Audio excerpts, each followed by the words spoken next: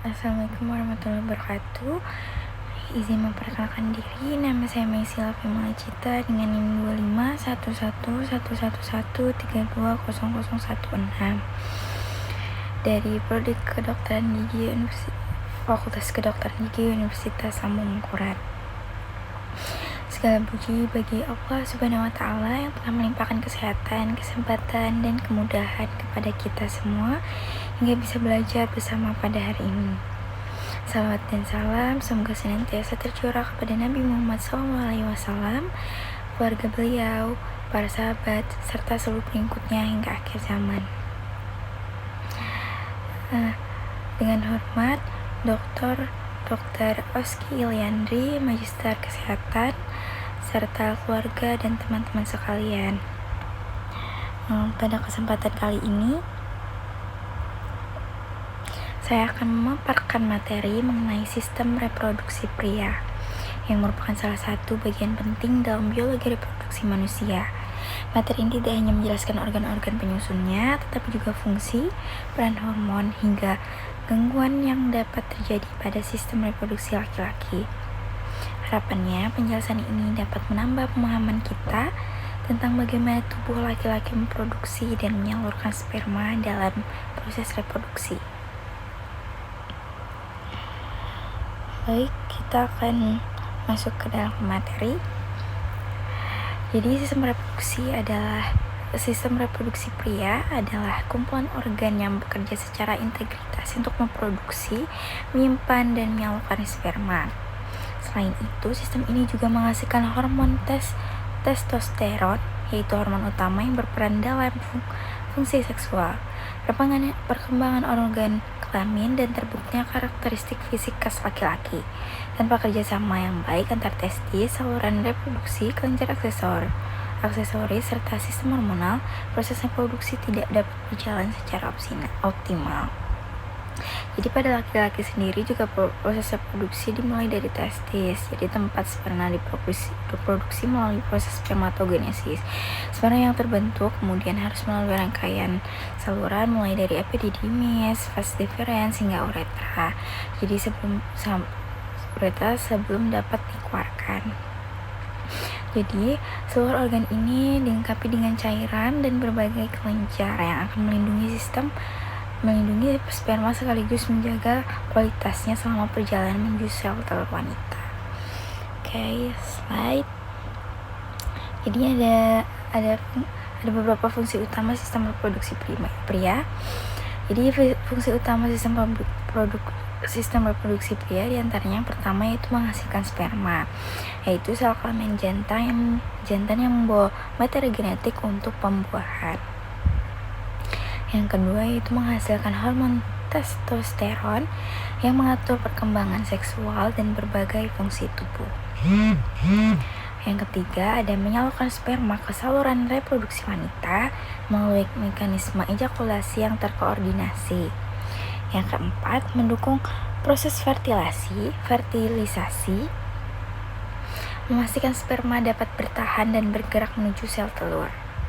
Yang terakhir, mengatur karakteristik seksual sekunder seperti perubahan suara, pertumbuhan rambut pada wajah dan tubuh, serta peningkatan massa otot saat pubertas. Jadi fungsi-fungsi ini menunjukkan bahwa sistem reproduksi pria tidak hanya berperan dalam proses pembuahan, tetapi juga dalam perkembangan fisik dan kesehatan seksual laki-laki secara keseluruhan. Baik, next. Jadi ini ada gambar anatomi internal sistem reproduksi pria. Jadi komponen internal ini mencakup organ-organ yang bekerja di dalam tubuh untuk memastikan pembentukan dan transportasi sperma berjalan dengan baik. Jadi yang pertama itu ada testis, yang kedua ada epididymis, yang ketiga ada vas deferens, yang keempat ada kelenjar aksesoris, yang kelima ada uretra, yang keenam ada penis. Baik, next slide. Nah, di sini ada fungsi dari komponen-komponen tadi. Jadi yang pertama itu ada testis. Jadi testis sendiri merupakan pusat produksi sperma sekaligus tempat sintesis hormon testosteron. Organ ini mengandung jaringan khusus bernama tubulus seminiferus. Tempat terjadinya proses spermatogenesis. Produksi sperma berlangsung terus-menerus dan jumlahnya dapat mencapai jutaan setiap hari. Oke, yang kedua itu ada epididymis. Jadi epididymis sendiri adalah tempat penyimpanan sperma sementara setelah diproduksi di testis. Di sini sperma menjalani proses pematangan sehingga menjadi lebih kuat dan siap membuahi sel telur wanita. Epididymis juga berfungsi sebagai jalur awan transportasi sperma. Yang ketiga itu ada vas deferens. Vas deferens adalah saluran panjang yang membawa sperma dari epididymis menuju uretra. Pada saat ejakulasi, otot-otot di dinding vas deferens itu berkontraksi untuk mendorong sperma melewati saluran ini dengan efisien. Oke, yang keempat itu ada kelenjar aksesoris, yaitu berupa prostat, vesicula, vesicula venialis, dan kelenjar Cooper. Jadi ketiga kelenjar ini menghasilkan cairan yang menjadi bagian dari semen.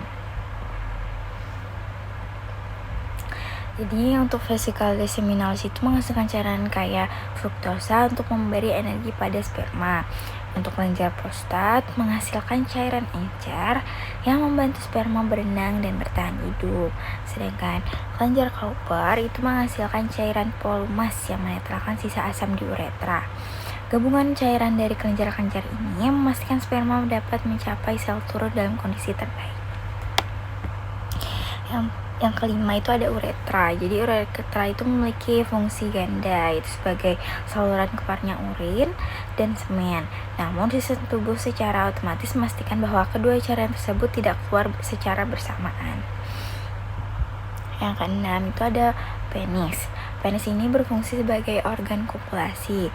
Struktur jaringan erektil di dalamnya memungkinkan penis mengalami ereksi sehingga dapat menyalurkan sperma ke tubuh perempuan selama hubungan seksual. Oke, next slide. Nah, di slide ini ada anatomi eksternal. Jadi organ eksternal itu terdiri dari skrotum dan penis yang sangat berperan dalam menjaga kondisi optimal bagi proses reproduksi. Next. Nah, untuk fungsinya sendiri, untuk skrotum adalah kantung kulit tempat testis berada. Jadi fungsinya sangat penting dalam mengatur suhu testis agar tetap lebih rendah dari suhu tubuh.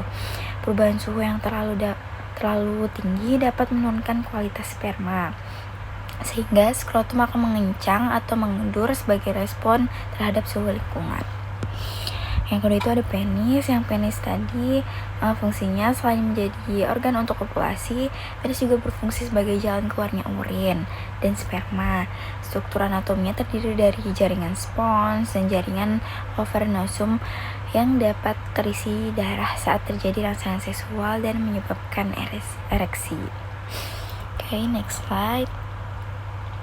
Nah, hormon pada sistem reproduksi pria itu ada beberapa. Jadi, proses reproduksi pria itu dikendalikan oleh kerja sama beberapa hormon utama. Yang pertama itu ada hormon testosteron. Jadi, hormon ini yang memengaruhi perkembangan organ reproduksi, libido, massa otot, dan reproduksi sperma. Yang kedua itu ada FSH, yaitu follicle stimulating hormone. Ini merangsang sel Sertoli di testis untuk membantu pembentukan sperma. Yang ketiga ada LH, yaitu luteinizing hormone. Itu merangsang sel Leydig menghasilkan testosteron. Yang keempat atau yang terakhir itu inhibin. Inhibin ini hormon yang memberikan sinyal umpan balik untuk menjaga jumlah produksi sperma tetap seimbang. Jadi keseimbangan hormon-hormon ini sangat berpengaruh terhadap kualitas sperma dan fungsi seksual. Next slide. Nah, di sini ada gangguan pada sistem reproduksi pria. Jadi beberapa gangguan yang sering terjadi pada pria itu meliputi yang pertama ada infertilitas, yaitu ditandai dengan jumlah sperma sedikit, kualitas buruk, atau pergerakan sperma tidak normal. Terus yang kedua ada impotensi, yaitu ketidakmampuan penis untuk ereksi dengan baik. Yang ketiga ada varikokel. Jadi varikokel ini merupakan pembesaran pembuluh darah di skrotum yang dapat mengganggu produksi sperma. Terus ada yang keempat itu ada prostatitis, yaitu peradangan atau infeksi pada kelenjar prostat. Yang ke 5 ada BPH, yaitu benign prostatic hyperplasia, itu pembesaran prostat yang dapat mengganggu aliran urin. Yang terakhir ada infeksi menular seksual atau IMS yang dapat menyebabkan kerusakan permanen pada organ reproduksi jika tidak ditangani dengan baik.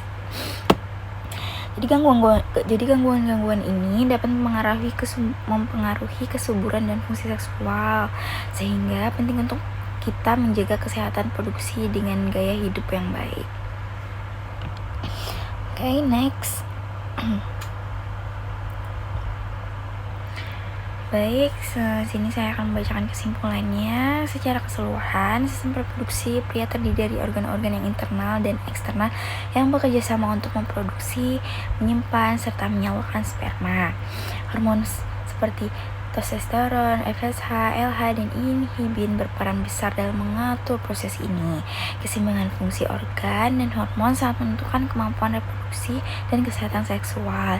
Memahami struktur fungsi serta berbagai gangguan yang mungkin muncul sangat penting sebagai langkah awal menjaga kesehatan reproduksi secara menyeluruh.